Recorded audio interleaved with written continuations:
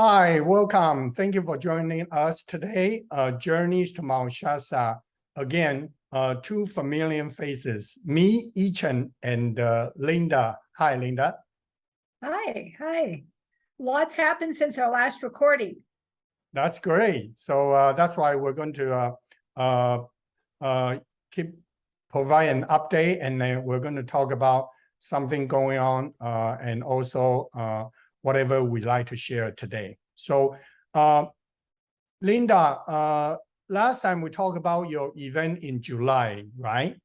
Right. And in the last, since we did the sweat lodge, I keep getting different information. And in the last, let's say 24 hours, I got new information to postpone it because I don't have a new sweat lodge built yet. And so that needs to get done. But two, I've been invited to be a speaker at the Best of Mount Shasta since we last did our video. And so it made me clearer that I should probably do my workshop and do it a little bit differently in October. So as it looks like it's going to be the 5th, 6th, and 7th. I'm not sure on the dates completely because, like I said, it's all new information. But we're also going to do a talk. My friend Marlo and I are going to do a talk on Saturday from 1 to 4 at Soul Connection about the medicine wheel. Because, you know, we're going to talk a little bit about soul retrieval, but all of these things make a difference in our lives. Where we are in the medicine wheel and how it affects us. And then I'm hoping to get my manuscript to the publisher by next week and start them doing the editing and getting a good title. That's wonderful. Yes. So you mentioned about the Soul Connection, the speak with the Marlo. Is that including your October event, or it's a different event? No, it's going to be part of the event. Because what I want to do is I love the woman at Stony Brook, and we will be there part-time. But actually what I'd like to do as we're moving forward is include as many businesses and people in Mount Shasta that I can. Because, you know, some of us are a little more hidden in a sense. And that this way, this will be the first time that Marlo does a talk. And I think it'd be a good venue there to do it because he's more involved in the medicine wheel than I am, and he has a lot of details and stuff. And you know what we'll do is bring our train here in Mount Shasta.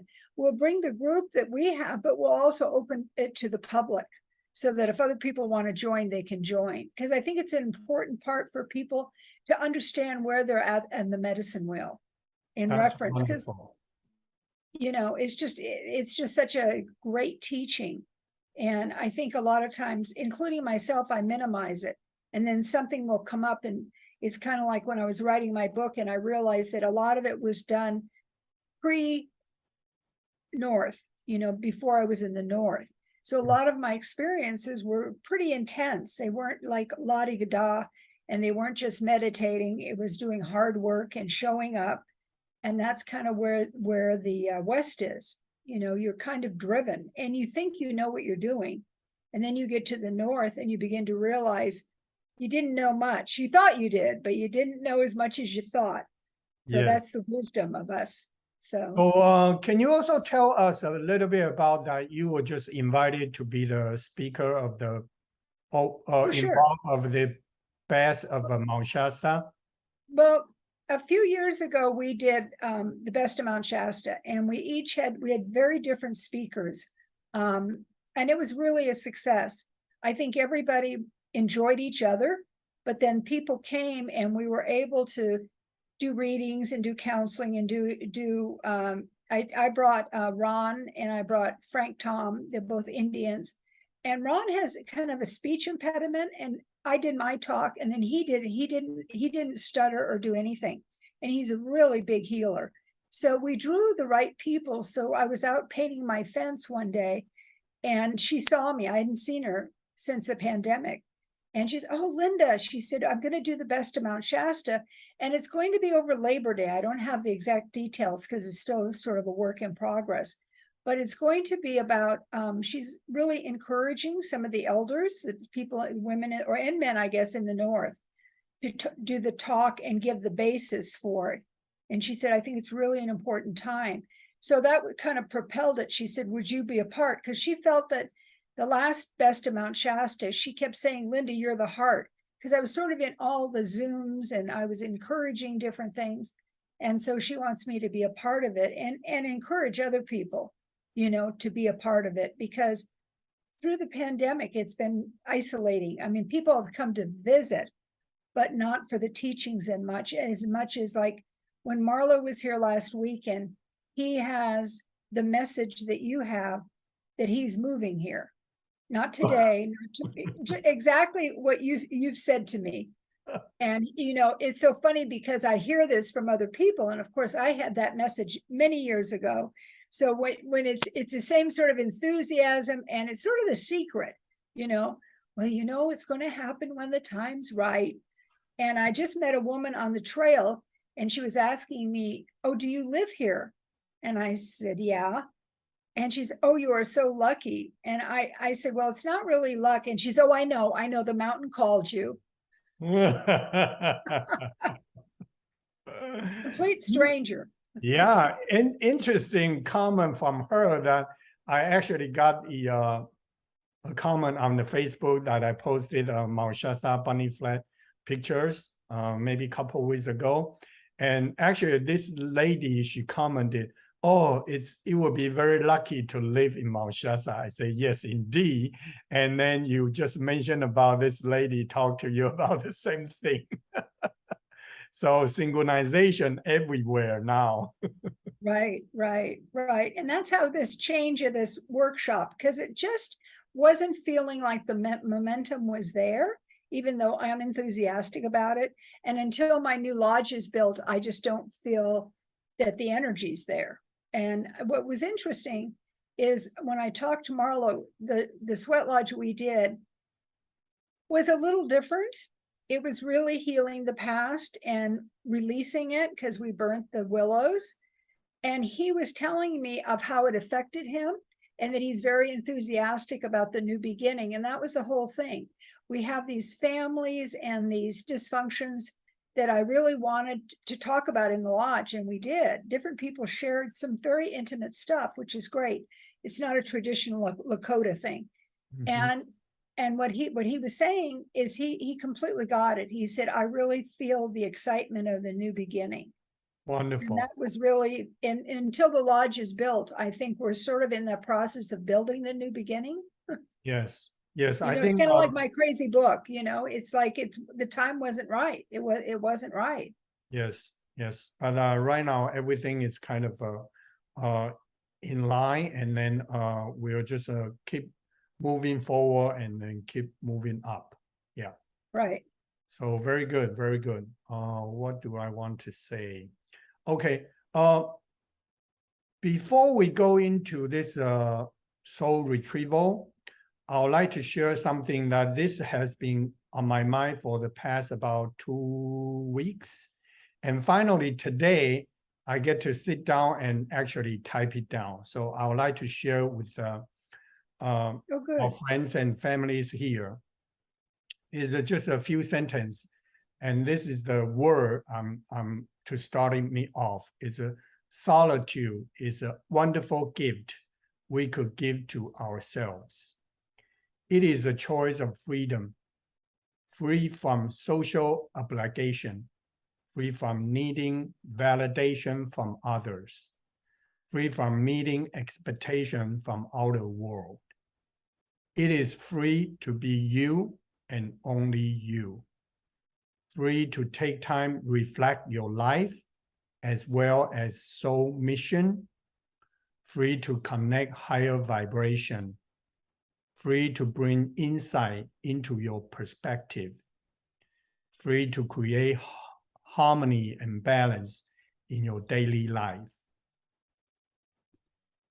May peace on earth and filled with joy. So that's something that solitude, this word has been on my mind for the past about 10 days. And then I just feel like I really have to sit down and type it out. So I did like a meditation today to finish this. So that's the one thing I'd like to share in this video with everyone here. Yeah. Well, it's a real gift if you take advantage of it. Yes. Yes. The solitude and doing that and moving forward. That's beautiful. Yes. So yeah, Linda, I think last time we talked about we're going to kind of share the idea of a soul retrieval, right? Would you share your experience about your soul retrieval, or I believe you mentioned about you also provide that kind of service, correct? Right. Well, what ends up happening is that, let's say from trauma, even as a kid, a part of us goes somewhere else. And it's not on a conscious level. And a lot of times it's like when you're just starting a session and meaning getting in deep about just whatever happened. And you begin to realize that the person is not lined up. There's like some piece missing. And it doesn't have to be as dramatic as some, but once you get into hypnotherapy and a journey, you can actually kind of coax that part of yourself back. And then you can have a conversation with that part as to why you left. Or is it going to be okay to realign yourself? Because when you're in complete alignment, it makes your life a whole lot easier. So, the thing is when you, again, it's always about working intimately with the person and that they trust you. I don't think it's something that you just randomly pick somebody unless you have some sort of connection, because you have to feel very safe. And not that anybody needs to be scared, but just that you trust that person. And I've been lucky enough to work with some people that I don't know very well, but for some reason they trust me. And then we could go into that kind of journey. I call it a journey. You call it hypnotherapy. Some people do, regression and go down. I never go down. I always go up. I go up the stairs. I go up towards heaven. But then once you start aligning, and a lot of times the person may not know that they're disjointed. They know that something's not feeling right. They know that they're not in alignment. But it's not until you kind of can trust a person and do a journey. And now even they're doing even more with psychedelics with therapists, because it's very successful, because it gets their guard down and they can journey into these other dimensions that are not always that easy to get to, even in hypnotherapy. Because again, it's absolutely essential that you trust that your therapist, your psychic, whatever. And not everybody, personally, I don't think, because I worked with David Quigley and I was one of the people that helped him, and not everybody is comfortable doing it. And the ones that always seem to be the most resistance were therapists, because they'd have to give up control, because they're the therapists and they're the ones used to doing it. But if people aren't willing to do that, you can't get to the other side of what that part is that has left, and you're retrieving and bringing back in alignment. Wow, that's good. Very, very good information that Linda shared with us. And also here, I would like to add up a little bit, because I remember about a month ago in my sound sharing session, I talked about the soul pieces. So that in this lifetime, if you're drawn to go somewhere else, particularly like a Hawaii or Stonehenge or any other places on the earth, it's like maybe in the past lives that you left some of your pieces there. So when you are drawn to go there, just go ahead and do it, because unconsciously, you don't know why you really go, and then what you need to do when you go there, but it's just like anchoring the energy. So when you go there, automatically you kind of retrieve that piece of your soul pieces there, then will make you whole slowly. And so because we have so many past lives, So there are some pieces we left at different places on the Earth, as well as like other planet. So what Linda just shared with us, soul retrieval, is a similar concept. But the one I just shared is that it's more about from the past lives. That's why you feel like, okay, this life, sometime you really feel like you need to go there, you need to go there. So we're talking about current life, which was Linda just shared with us, and we talk about past lives, and as well as the future life as well. So I think those are the information that you can take on it, and then to see if there's something that you're drawn to it and you would like to experience that part of journey. So yeah, so let me just say that my first remembrance of a past life, I was at Notre Dame in Paris, and I was standing by the Seine, and this whole past life came up, and I didn't really understand it at the time because it was the smell of the river and of course Notre Dame. And then we went to Scotland after that, and that was part of the same past life that I entered a convent. And so I did what you're talking about is what I wrote about in my book. It was a whole lifetime journey that really affected this lifetime. But I had the memory of each piece of it that made my choices easier in this lifetime, because there was things that I needed to pay attention to that I didn't in that lifetime.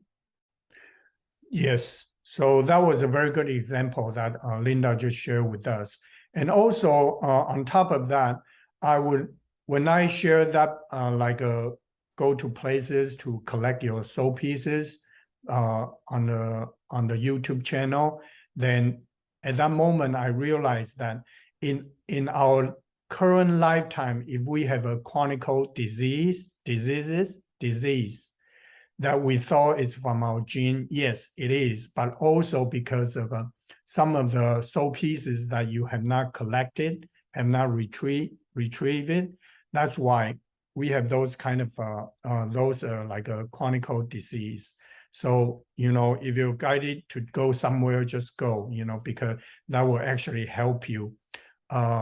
Because in my personal experience that I've been feeling like my physical body is getting healthier, not just because I'm working with the spirit, and also that the spirit or the guardian angels or masters, they are helping me to repair my body, physical body, while I'm sleeping. So this could happen to everyone, as long as you're sending out the intention, asking for help, asking for support and assistance from the spirit, from the higher vibration, then this will happen to every single one of you if you are willing to do so. Yes.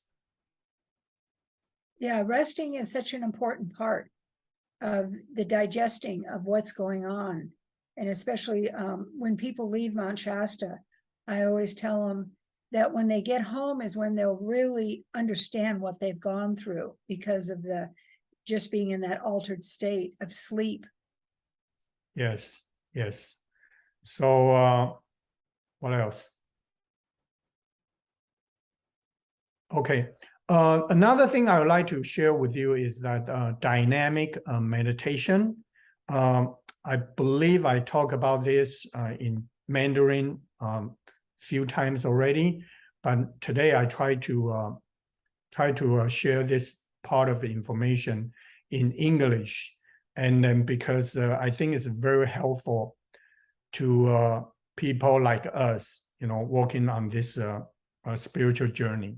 Is that dynamic meditation means that in the old days, when we talk about meditation, we kind of how do you say that? The meditation that we understood is that we're gonna put ourselves in a dark room and then sit there, don't talk and not anything for at least 2, 3, 4 hours, or even half day, 1 day or 2 days. But because of the vibration on the Mother Earth vibration and human consciousness vibration is not as high as right now. So that's an old way of doing meditation.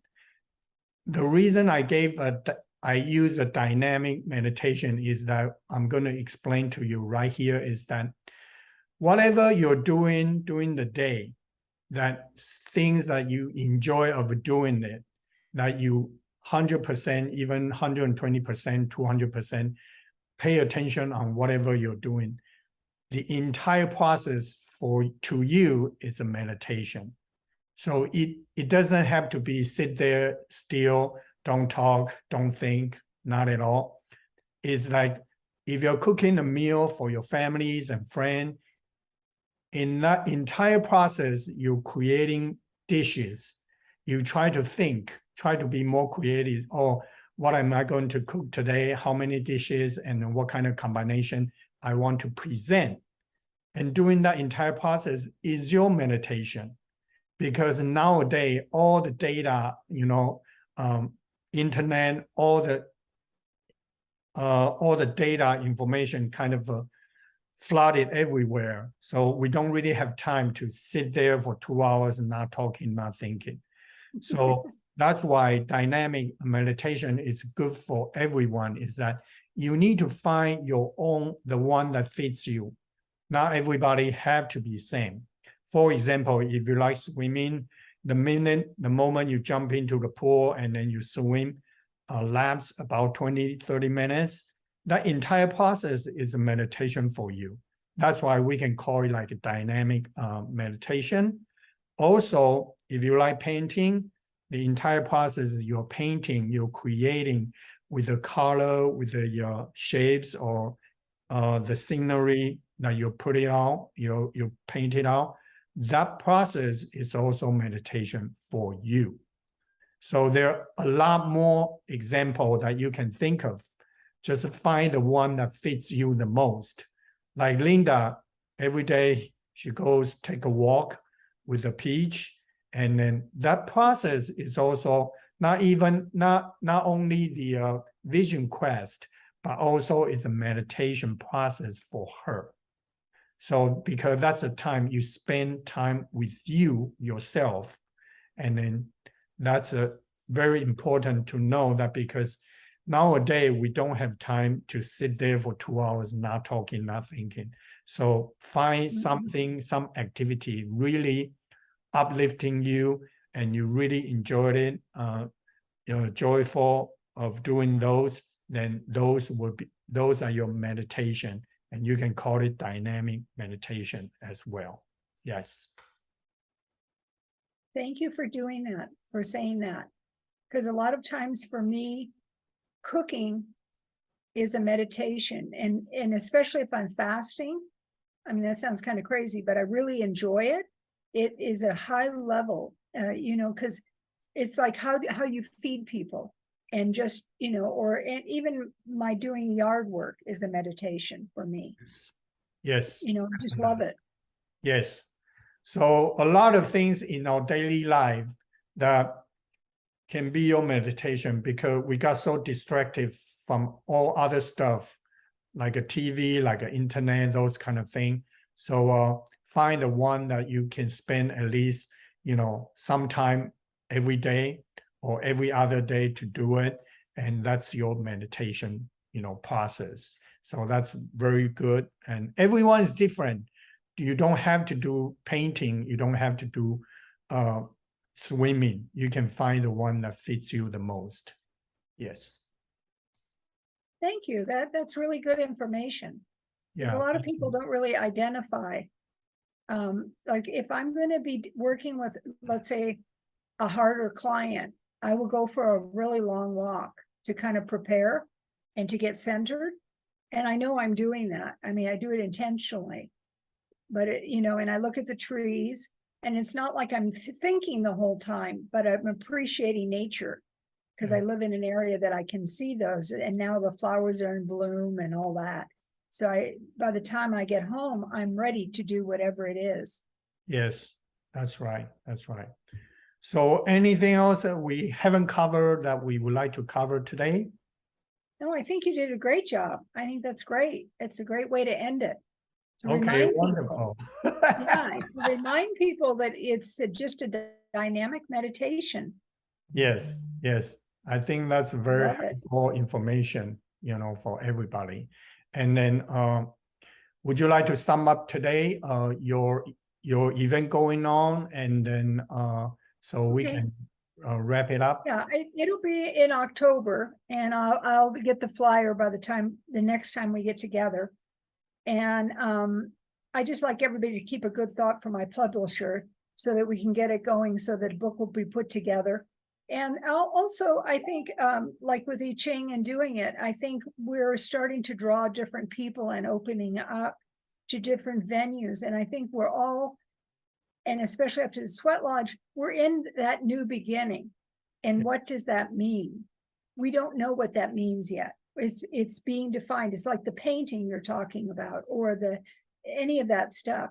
So I think we have to be very open and say yes to a lot of things that even may seem peculiar.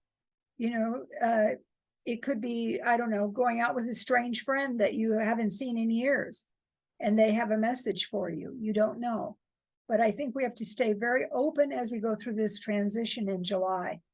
Yes, yes, that's very true. And then, yeah, so we are going to, recently I've been very active on doing this Zoom and then Chinese and English version, both of them. So that's, you can see the energy, this way of the energy is actually going. So we want to take advantage of that, just, flow with it. So whatever you like to do in your life, or the current stage, whatever you want to accomplish, send out the intention, and then just one step at a time, and then march onto it. Then I'm sure you can manifest sooner than later. Yes. Right. Thank you, I Ching. So yeah, so that will be our session today, and I really appreciate that Linda, my super co-host, every time helping me. I love it. Yes. I love it. Yes. So you, we will see you. We will see you next time. Thank you. Okay. Happy 4th of July, everybody. Yes. To our independence and our successes and our new beginnings. Aho. Yes. Aho. Thank you. Bye-bye.